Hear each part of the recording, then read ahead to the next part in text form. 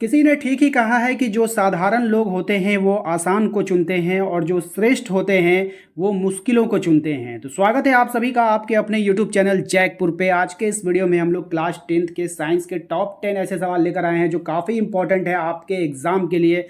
Very very important सवाल लेकर आए हैं आपके लिए। ये टॉप 10 MCQ होगा विथ ऑप्शन और इसको हम लोग आज याद करने वाले हैं ट्रिक के साथ। जी हाँ, बिल्कुल इसी वीडियो में आपको सारा का सारा याद हो जाएगा और अंत में आपसे एक सवाल करेंगे, उसका जवाब आप लोगों को कमेंट बॉक्स में देना है। देखते हैं कौन कौन इसका सही जवाब दे पाता है। तो चलिए शुरू करते हैं। यदि आप हमारे चैनल पे पहली बार आए तो सब्सक्राइब करके बेल आइकन को प्रेस कर लीजिएगा ताकि आने वाली हर एक वीडियो का नोटिफिकेशन आपके मोबाइल पे चला जाए। तो चलिए शुरू करते हैं।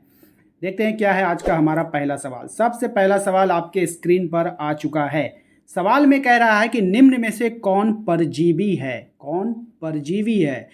पहला ऑप्शन है आपका राइजोबियम, दूसरा ऑप्शन है प्लाज्मोडियम, तीसरा ऑप्शन है आर्क्रिड और चौथा ऑप्शन है आपका मच्छर। तो बताइए इनमें से कौन होगा जो परजीवी होगा। सही जवाब हो जाएगा आपका option number B. Option number 20 right answer है प्लाज्मोडियम। इसको याद कैसे करेंगे? देखिए यहाँ पर जब आपके एग्जाम होगा ना, सेम सवाल जब पूछा जाएगा आपसे एकदम सेम टू सेम, तो वहाँ पर आप लोगों का ऑप्शंस भी सेम रहेगा, क्वेश्चन भी सेम रहेगा। तो वहाँ पे ध्यान दीजिएगा, आपका प से परजीवी और प से प्लाज्मोडियम, इस पे ध्यान दीजिएगा। ये आपका याद रखने का सबसे आसान ट्रिक है। चलते हैं अगले सवाल पे। अगला सवाल देखते हैं क्या है। अगला सवाल कह रहा है कि पाचन क्रिया में अमाशय में कौन प्रोटीन का पाचन करता है। पाचन क्रिया में अमाशय में कौन प्रोटीन का पाचन करता है आपको बताना है। ऑप्शन है आपके पास हाइड्रोक्लोरिक अम्ल, श्लेष्मा, पेप्सिन या फिर पित्त। सही जवाब हो जाएगा आपका ऑप्शन नंबर सी, पेप्सिन। इसको याद रखने का ट्रिक है, देख लीजिए यहाँ पे प से प्रोटीन और प से पेप्सिन, यानी कि प्रोटीन का पाचन कौन करता है? पेप्सिन। प्रोटीन का पाचन कौन करेगा? पेप्सिन। ठीक है, याद रखिएगा सभी। नेक्स्ट सवाल पे आते हैं। अगला सवाल क्या है हमारा? अगला सवाल में कह रहा है कि निम्नलिखित में से कौन भोजन के माध्यम को क्षारीय कर देता है। यहाँ पर क्षारीय होगा, इस तरह से आप लोग सही कर लीजिएगा। ठीक है, यहाँ पे क्षारीय होगा इस तरह से।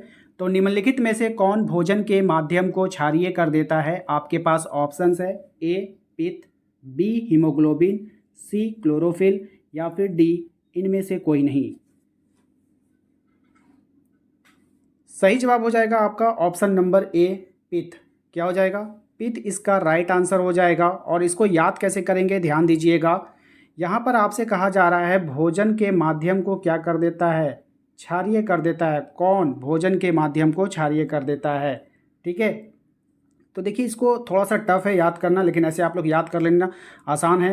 पित्त सभी को याद हो जाता है, लेकिन जिसको याद नहीं हो रहा उसके लिए बताना। पित्त से आपको पिता याद रखना है। पित्त से क्या होगा? पिता।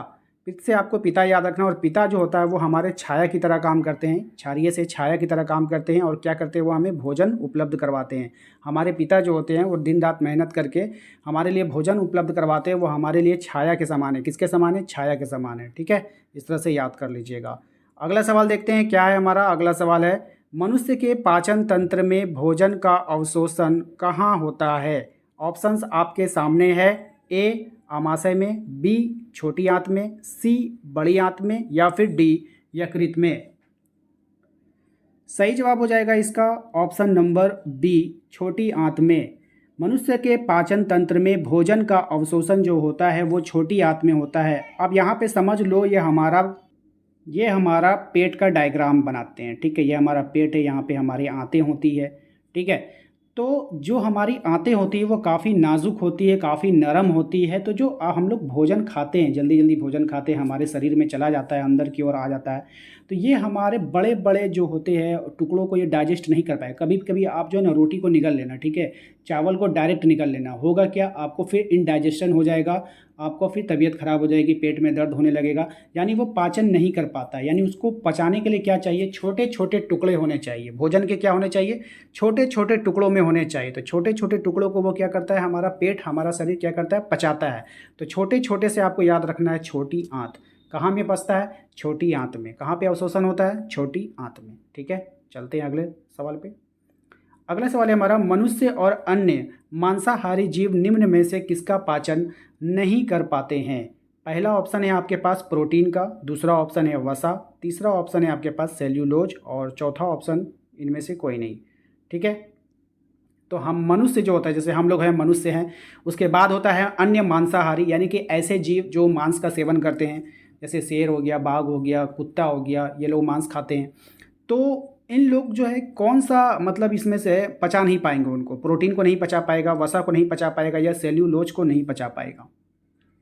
तो सही जवाब हो जाएगा इसका ऑप्शन नंबर सी हो जाएगा, ये सेल्यूलोज को नहीं पचा पाएंगे। ठीक है, इसको याद करने का आसान ट्रिक है, देखिए प्रोटीन हम लोग दाल में लेते हैं, ठीक है, यानी पचा पाते हैं तभी तो लेते हैं। वसा हमें किस में मिलता है? तेल में मिलता है, फैट, तेल, है ना, बोलता है ना कि ज़्यादा मोटे हो जाओगे, तेल वाला तला भुना सामान कम खाओ। यानी कि हम लोग को पता है कि हम लोग डेली लाइफ में जो है हम लोग प्रोटीन को भी ले रहे हैं, वसा को भी ले रहे हैं, जब पचा पा रहे हैं तभी तो ले रहे हैं, हम लोग सेल्यूलोज नहीं लेते हैं। इसीलिए इसका राइट आंसर में आप लोग सेल्यूलोज को मारना।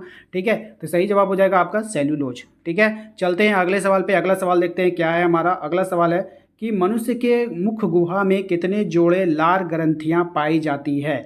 यानी हमारे मुंह में जो लार ग्रंथियाँ पाई जाती है वो कितने जोड़े होते हैं, आपको बताना है। एक जोड़ा, दो जोड़ा, तीन जोड़ा, चार जोड़ा, बताइए।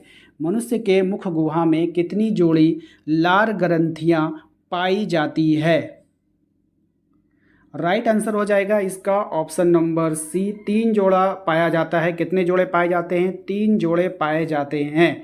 ठीक है, याद रखिएगा कितनी जोड़े लार ग्रंथियां पाई जाती है, तो तीन जोड़े लार ग्रंथियां पाई जाती है मनुष्य के मुख गुहा में। ठीक है, इसको अगर आप ट्रिक से याद करना चाहोगे तो इसका आंसर आपको यहीं पे दिख जाएगा। अगर आप ध्यान दोगे तो इसका आंसर आपको इस लार वाले वर्ड में दिखेगा। जैसे ये लार है, ठीक है, इस लार को अगर आप ध्यान देखो तो यहाँ पे तीन बना दिखाएगा आपको। ठीक है, तो कितने जोड़े? तीन जोड़े। ठीक है, आप यहाँ से इसको थोड़ा सा एक बार दिमाग में इसके पिक्चर को फिट कर लोगे, एग्जाम तक नहीं निकलने वाला है। ठीक है ना, चलते हैं अगले सवाल पे। अगला सवाल कह रहा है कि लार में कौन सा एंजाइम पाया जाता है?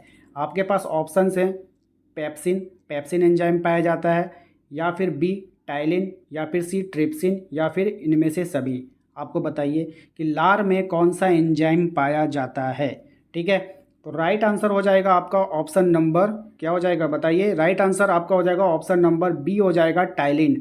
लार में कौन सा एंजाइम पाया जाता है? तो टाइलिन, टाइलिन एंजाइम पाया जाता है, याद रखिएगा इसको। आप देखिए लार, ठीक है, जब हम किसी चीज़ को हम लोग देखते हैं ना, कहते हैं कि कोई, जैसे आप इमली देख लोगे, ठीक है, इमली को आप देखोगे तो आपका लार क्या होगा? टपकने लगता है। क्या होता है? टपकने लगता है, टपकना, टो से टपकना। लार क्या होता है? टपकता है।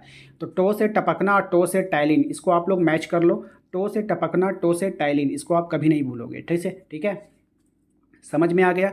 देखिए मुझे पता है आप लोग वीडियोस देख रहे हो, आप लोगों को वीडियोस अच्छा भी लग रहा है, लेकिन आप लोगों ने दो काम नहीं किया होगा। सबसे पहला, जो लोग हमारे चैनल पे पहली बार आए हैं वो लोग सब्सक्राइब नहीं करते हैं। ठीक है, अगर आप सब्सक्राइब नहीं करोगे तो आप अगले वीडियो को नोटिफिकेशन नहीं पाओगे। वो जो आपको ब्लैक कलर का नीचे में सब्सक्राइब का बटन दिख रहा है उसको दबाकर सब्सक्राइब कर लीजिए। दूसरा बात है कि आप लोग वीडियो को लाइक नहीं करते हो, तो जल्दी से वीडियो को लाइक कर दो। ठीक है, आपका एक लाइक करने में मात्र 1 सेकेंड लगेगा, लेकिन हमें वीडियोज़ बनाने में कम से कम 1 घंटा लग जाता है 10 मिनट के वीडियोज़ बनाने में। तो प्लीज़ आप लोग वीडियो को लाइक किया करो, सपोर्ट किया करो। ठीक है, चलो नेक्स्ट आते हैं अगले सवाल पे। अगला सवाल है हमारा, श्वसन के अध्ययन के लिए उपयोग किए जाने वाले बीज क्या हैं? यानी कि जब हम श्वसन का अध्ययन करने लगेंगे तो उस समय कौन से बीज का हम लोग उपयोग करेंगे? अंकुरित बीज का उपयोग करेंगे, उबला हुआ बीज का करेंगे, कुचला हुआ बीज का करेंगे, या सूखा हुआ बीज का करेंगे? बताइए कौन सा आंसर होगा इसका? तो राइट आंसर है इसका option number A. Option number A हमारा सही जवाब है। अंकुरित बीज का ही प्रयोग करते हैं श्वसन के अध्ययन के लिए। ठीक है, अब यहाँ पर हम एक ट्रिक लगा देते हैं आप लोगों के लिए कि जैसे कि आप लोगों को बताया जाता है, आप लोग क्लास 10th में हो तो आप लोगों को बताया जाता है मम्मी के द्वारा, पापा के द्वारा, टीचर के द्वारा, फ्रेंड्स के द्वारा, भाई अच्छे से अध्ययन करो। ठीक है, अच्छे से अध्ययन करो। ठीक है, स्व अध्ययन करो, स्वतः अध्ययन करो, यानी अपने से अध्ययन करो। जब आप स्व अध्ययन करोगे, अच्छे से अध्ययन करोगे तो आपको अच्छे अंक मिलेंगे। क्या मिलेंगे? अच्छे अंक मिलेंगे। अंक आ गया, अंक, अंक से हो जाएगा अंकुरित बीज। ठीक है, याद रखिएगा, ये ट्रिक आपको बहुत काम आएगा। अगले सवाल पे आते हैं। अगला सवाल है हमारा, श्वसन वर्णक किसे कहते हैं? यानी कि आपको बताना है कि श्वसन वर्णक किसे कहा जाता है। ऑप्शंस है आपके पास, ध्यान से देखिएगा। ऑप्शंस में आपके पास है श्वेत रक्त कणिकाएं, हीमोग्लोबिन, क्लोरोफिल, या फिर प्लेटलेटस। यानी कि बताइए क्या होगा? सही जवाब इसमें आपको बताना है कौन सा होगा इसमें? श्वसन वर्णक किसे कहा जाता है? राइट आंसर हो जाएगा ऑप्शन नंबर बी, हीमोग्लोबिन को कहते हैं श्वसन वर्णक। चलिए अब इसमें हम एक छोटा सा ट्रिक आपको बता देंगे। जैसे कि हम लोग श्वसन वर्णक बोला है ना, क्या बोला है? श्वसन। तो हम लोग श्वसन लेते हैं, यानी हम लोग जो सांस लेते हैं कहाँ लेते हैं? धरती पे लेते हैं, पृथ्वी पे लेते हैं, और इसको हम लोग ग्लोब भी बोलते हैं ना। ग्लोब, ग्लोब देखोगे, गोल ऐसा ग्लोब होता है जिसमें बहुत सारे नक्शा वगैरह होता है, वो हमारे वर्ल्ड का ग्लोब होता है, हमारे पृथ्वी का ग्लोब होता है। तो हम लोग सांसें कहाँ लेते हैं? पृथ्वी पे लेते हैं, यानी ग्लोब पे लेते हैं। तो ग्लोब से ग्लोबिन याद रखिएगा, ठीक है। श्वसन वर्णक किसे कहते हैं? तो हीमोग्लोबिन को कहते हैं, ठीक है, याद रखना है सभी को। और दूसरी बात, इसका जो फैक्ट बात है हम आपको बता देते हैं। हीमोग्लोबिन जो है श्वसन वर्णक उसको इसलिए कहा जाता है क्योंकि ऑक्सीजन हीमोग्लोबिन के द्वारा ही हमारे शरीर में चारों तरफ फैलती है, ठीक है, यही इसका फैक्ट है, इसलिए इसको याद किया जाता है, ठीक है। उसके बाद देखिए क्वेश्चन नंबर 10 पे आते हैं हम लोग। क्वेश्चन नंबर, ठीक है, 9 हो गया है, क्वेश्चन नंबर 10 पे आएंगे। क्वेश्चन नंबर 10 में आपसे कह रहा है कि मैग्नीशियम किस में पाया जाता है? वर्णी लवक में, लाल रक्त कण में, श्वेत रक्त कण में, या फिर क्लोरोफिल में?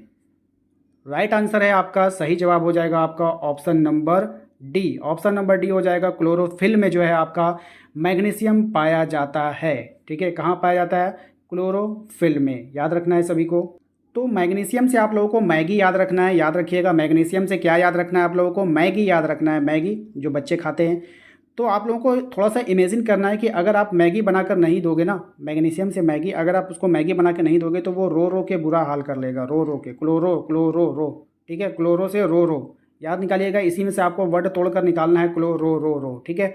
क्लोरो से रो रो या वर्ड निकालिएगा, तो अगर आप उसको मैगी नहीं दोगे तो वो रो रो के बुरा हाल हो जाएगा उसका। क्लोरोफिल याद रखिएगा आप इसको, ठीक है। एक बार इस वीडियोस को आप साउंड क्लोज करके देखोगे तो जितनी बातें मैंने ट्रिक बताई है आपको, वो सारे ऑप्शंस देख करके आपको ट्रिक अप्लाई कर पा रहे हो। विश्वास नहीं तो आप वीडियो को स्पीडोमीटर में लगाओ, साउंड को बंद करो और ऑप्शन देख करके आप डायरेक्ट आंसर कर रहे होंगे, ठीक है। चलिए आज का ये वीडियो जो है, इसके लिए एक सवाल है आपके लिए। इस सवाल का आंसर आपको कमेंट बॉक्स में देना है, सभी को देना है। जो लोग इस वीडियो को आखिरी तक देखे हैं, आप लोगों को इसका जवाब देना है। स्वपोषी पोषण के लिए क्या आवश्यक है? सूर्य का प्रकाश, क्लोरोफिल, कार्बन डाइऑक्साइड तथा जल, तथा इनमें से सभी। क्या होगा इसका आंसर? कमेंट बॉक्स में जरूर टाइप कर दीजिएगा। वीडियो को लाइक जरूर कर दिया कीजिए, इससे हमें मोटिवेशन मिलता है ताकि हम आपके लिए और भी वीडियोस बना पाएँ। साथ ही साथ चैनल पर यदि पहली बार आए तो सब्सक्राइब कर लीजिएगा, बेल आइकन को प्रेस कर लीजिएगा। डिस्क्रिप्शन में जाइए, वहाँ पर आपको व्हाट्सएप ग्रुप का लिंक मिल जाएगा, टेलीग्राम का लिंक मिल जाएगा, सभी वीडियो के प्लेलिस्ट का भी लिंक आपको वहाँ पे उपलब्ध करा दिया गया है। तो मिलते हैं हम लोग अपने अगले वीडियो में।